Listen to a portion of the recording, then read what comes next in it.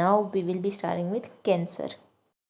सो cancer एक fatal disease है, right. अगर हम इंडिया की बात करें तो मोर देन मिलियन पीपल जो हैं वो हर साल कैंसर की वजह से मीन्स सफ़र करते हैं कैंसर से, राइट। एंड मैकेनिज़्म जो है जो कि डेवलप करता है कैंसर को या फिर ऑन्कोजेनिक ट्रांसफॉर्मेशन करता है सेल की, उसका ट्रीटमेंट करना एंड उनको कंट्रोल करना बहुत ही ज़्यादा इम्पॉर्टेंट है। एंड आज की डेट में वो सबसे बड़ा इशू है बायोलॉजी में, रिसर्च में, मेडिसिन में, इन सब में, राइट। सो हमारी बॉडी में सेल ग्रोथ होता है, सेल डिफ्रेंसिएशन होता है, राइट। वो बहुत कंट्रोल्ड एंड रेगुलेटेड वे में होता है।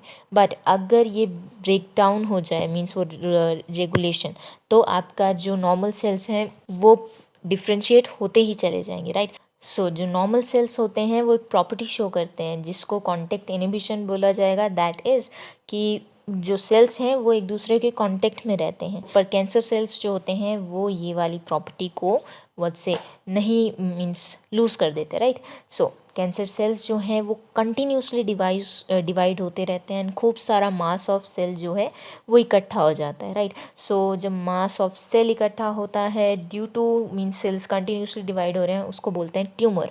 ओके, अब ये ट्यूमर दो तरीके का है, बेनाइंग एंड मेलिग्नेंट। बेनाइंग होगा जो कि सिर्फ एक ही जगह पे कन्फाइंड है अपनी जगह पे और स्प्रेड नहीं हो रहा है। मेलिग्नेंट होगा जो कि आपका प्रोलिफरेट हो रहा है एंड सारे बॉडी में आपको अफेक्ट कर रहा है, right. So mass of proliferating cells called neoplastic और ट्यूमर सेल्स, ये आपको स्प्रेड करना शुरू कर देते हैं। मीन्स ये सेल्स जो कि बहुत जल्दी ग्रो करेंगे, इन्वेड करेंगे, डैमेज करेंगे आसपास के टिश्यूज़ को भी, ओके, जहाँ पर भी आपका कैंसर सेल्स ओरिजिनेट हुए थे वहाँ से, ओके। सो जब आपके सेल्स इतने ज़्यादा ग्रो करते हैं, डिवाइड करते हैं, देन वाइटल न्यूट्रिएंट्स के साथ आपके compete करने लग जाते हैं, तो ट्यूमर जो है वो बहुत सारी जगहों पे ब्लड के थ्रू फैल जाता है, राइट।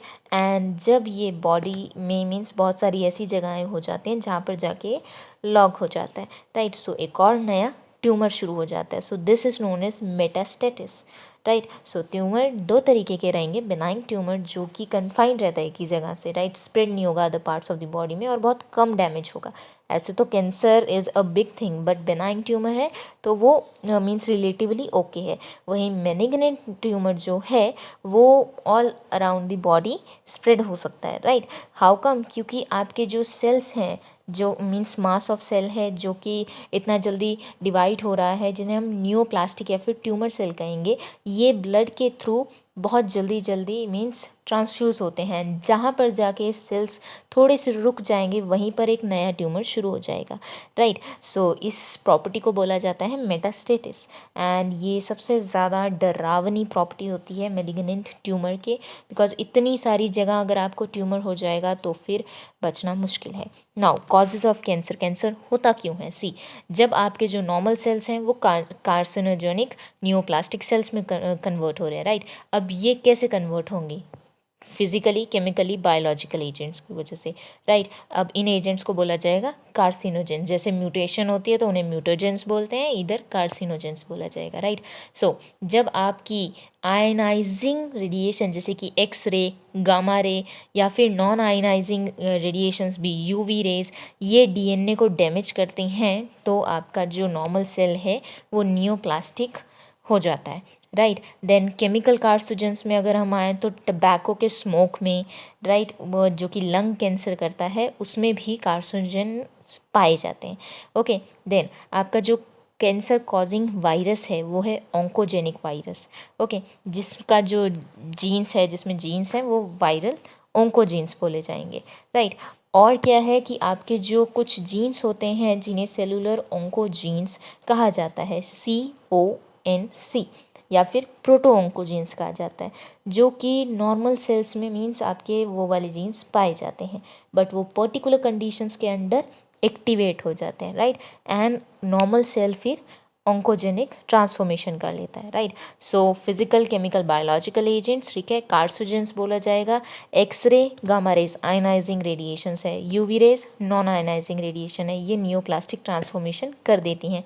टबैको का स्मोक लंग कैंसर करेगा एंड कार्सिनोजेन्स पाए जाते हैं, राइट। देन नॉर्मल सेल्स में भी आपके क्या जीन्स पाए जाते हैं, that is oncogenes, that is cellular oncogenes या फिर प्रोटो ऑन्कोजीन्स, जो कि अगर सर्टेन कंडीशन के अंदर एक्टिवेट हो जाते हैं तो न्यूप्लास्टिक ट्रांसफॉर्मेशन हो जाता है, राइट। अब cancer detection and diagnosis. See cancer को डिटेक्ट किया जाता है बायोप्सी की हेल्प से एंड हिस्टोपैथोलॉजिकल स्टडीज़ की वजह से, जिसमें आप क्या करोगे, टिश्यू या फिर एक ब्लड एंड बोन मेरो का टेस्ट करोगे, राइट। एंड आप पीस ऑफ से बायोप्सी में आप piece of a suspected tissue को कट करेंगे एंड उसको आप स्टेन करेंगे, देन माइक्रोस्कोप के नीचे देखेंगे, तो इसको बोला जाता है हिस्टोपैथोलॉजिकल स्टडी, जो कि पैथोलॉजिस्ट द्वारा करी जाएगी, राइट। और भी टेक्निक्स है जैसे कि रेडियोग्राफी, एक्सरे का यूज़ करके, सीटी that is computed topography, right, MRI that is magnetic resonance imaging, ये सब भी डिटेक्ट कर सकती हैं कैंसर के सेल्स को, कि मतलब कौन से ऑर्गन में कहाँ पे कैंसर स्प्रेड हो चुका है, राइट।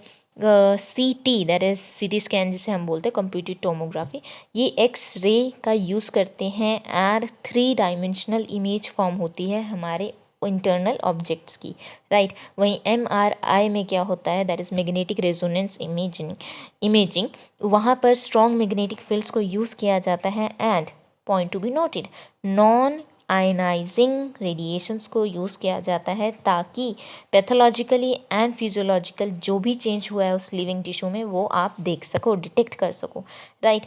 देन आपके antibodies against cancer specific antigens, ये भी यूज़ किए जाते हैं बहुत सारे कैंसर्स में। मीन्स आपकी अगर आपका पास मीन्स अगर आप बॉडी में कैंसर होगा, राइट, सो उसके अगेंस्ट जो एंटीबॉडी यूज़ की जा सकती है उसको भी डालकर देखा जा सकता है कि अगर आपको कैंसर था तो वो आगे रिएक्ट करेंगे वरना नहीं करेंगे, राइट। देन आपका मॉलिक्यूलर बायोलॉजी की वजह से भी बहुत सारी ऐसी टेक्निक्स हैं जो कि आपको अप्लाई की जा सकती है कैंसर को पता करने में, राइट। देन एडवाइस सिर्फ यही दी जा सकती है कि एक्सपोजन फ्रॉम पर्टिकुलर कार्सिनोजेन से आप दूर रहिए, जैसे कि tobacco smoke, right, tobacco smoke.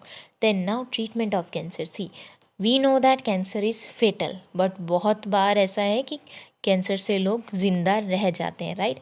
सो वो स्टेज कम होता है उनका, राइट। सो वहाँ तक भी आपका ट्रीटमेंट क्या होता है। सी बहुत सारे ट्रीटमेंट हैं, बहुत बार 2 से 3 स्कीम्स को जोड़कर भी आपका ट्रीटमेंट होता है, बहुत बार एक ही तरीके से आपका ट्रीटमेंट हो जाता है, जैसे कि सर्जरी, जहाँ पर भी आपका ट्यूमर मीन्स बढ़ रहा है वहाँ से आप उसको आउट करवा देंगे। रेडिएशन थेरेपी, जिससे कि मीन्स आप ट्यूमर सेल्स को क्या है means irradiated lethally, right.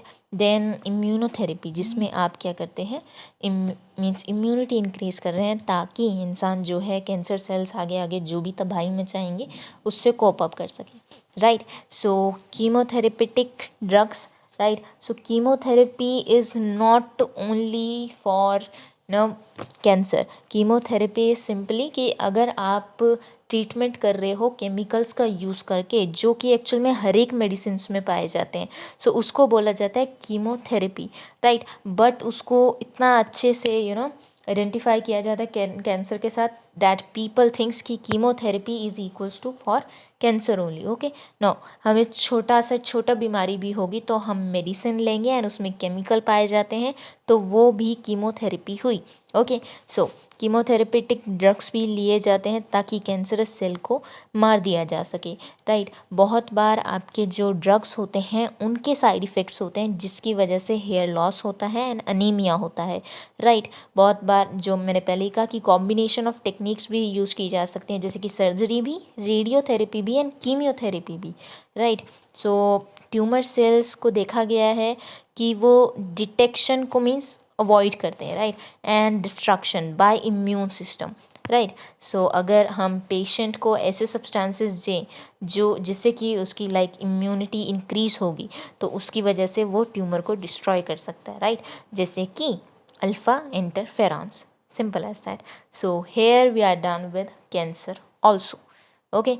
Now we will be taking the first part of this chapter. Bye. Goodbye.